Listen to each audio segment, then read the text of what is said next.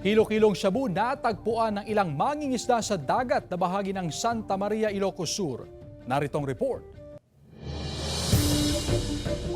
18 bloke ng shabu na nakasilid sa sako ang natagpuan ng isang mangingisda na palutang-lutang sa baybayin ng Villamar, Cauayan, Ilocos Sur umaga ng June 26.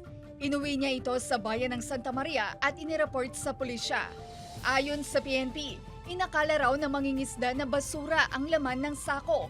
Pero nang buksan, tumambad ang mga bloke na nakasupot ng kulay light blue at may Chinese markings. Nagpositibo sa shabu ang mga item sa ginawang on-site testing ng PNP. Kinagabihan, 18 bloke pa ng shabu ang natagpuan ng 5 mangingisda na taga-barangay Puro Magsingal, Ilocos Sur.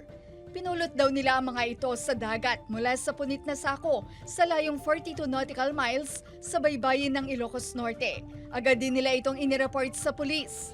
Inaalam kung konektado ito sa nauna nang narecover ng mga bloke ng shabu sa baybayin ng San Juan, Ilocos Sur.